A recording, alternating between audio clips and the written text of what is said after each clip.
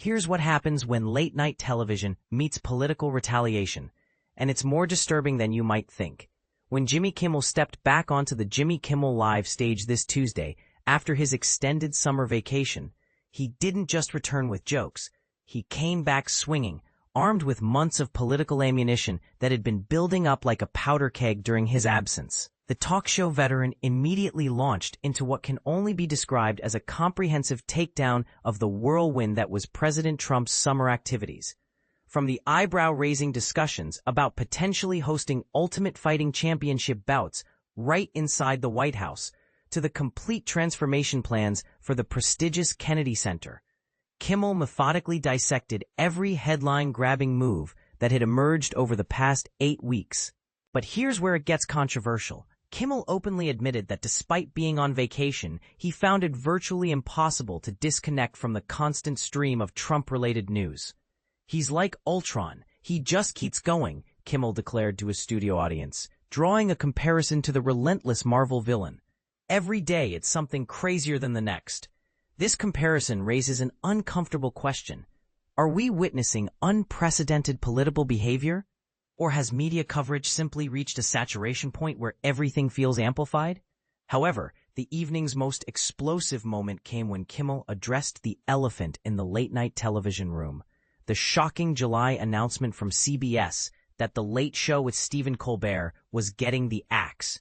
For those unfamiliar with the late-night landscape, Colbert has been one of Trump's most vocal and consistent critics, making his show's cancellation particularly noteworthy. Kimmel revealed something that should alarm every media observer. Throughout his entire summer break, the most frequently asked question from fans, colleagues, and industry insiders was about what really happened to his fellow late-night warrior, Stephen Colbert. And this is the part most people miss. The timing of CBS's decision was anything but coincidental.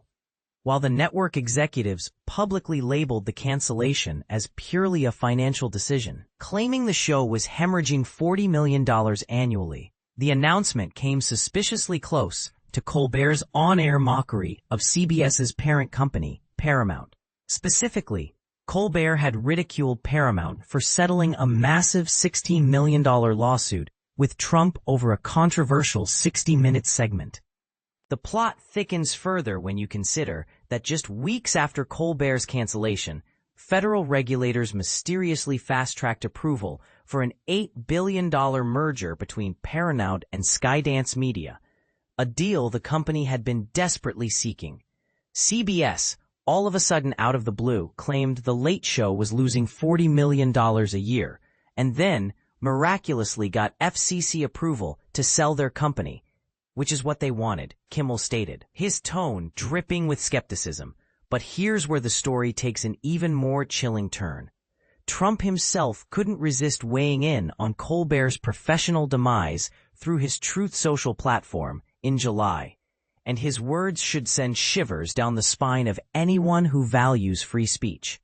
The president didn't just celebrate Colbert's cancellation, he actively took credit for it, and issued what can only be interpreted as threats against other late-night hosts. In his Truth Social post, Trump specifically targeted Kimmel and Tonight Show host Jimmy Fallon, ominously predicting they would be next on the chopping block in what he called the untalented late-night sweepstakes.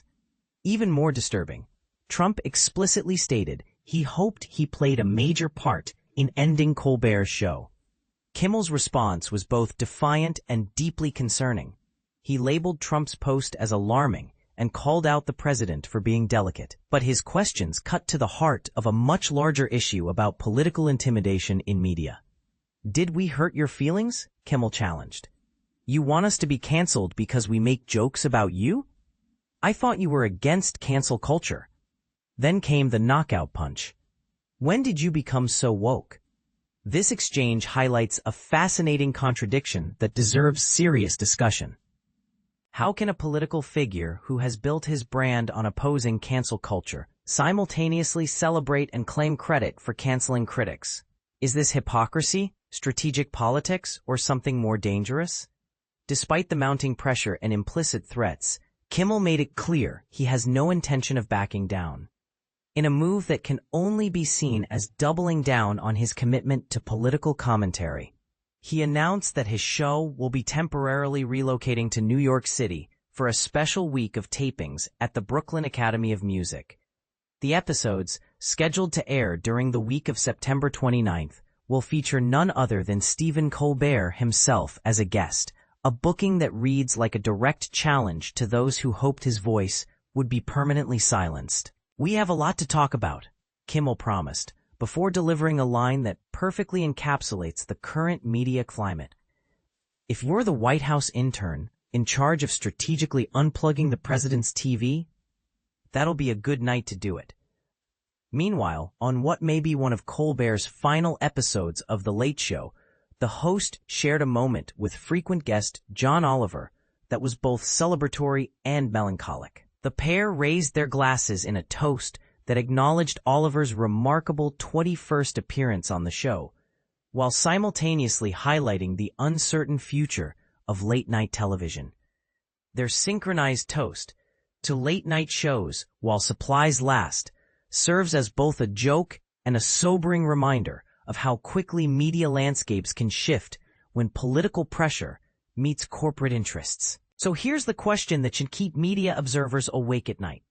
Are we witnessing the natural evolution of television economics? Or are we seeing the systematic silencing of political dissent through corporate pressure and financial manipulation? The evidence suggests something far more troubling than simple market forces at work. When show cancellations coincide perfectly with political criticism, when merger approvals follow suspiciously close to comedian takedowns, and when sitting presidents openly celebrate and claim credit for silencing critics, we're looking at a pattern that should concern every American regardless of political affiliation. What do you think? Is this just business as usual in the entertainment industry? Or are we witnessing something more sinister? Should late-night comedians be worried about their job security based on their political commentary? Or is this all just coincidental timing? The conversation around media independence and political pressure has never been more critical, and your voice in this debate matters more than ever.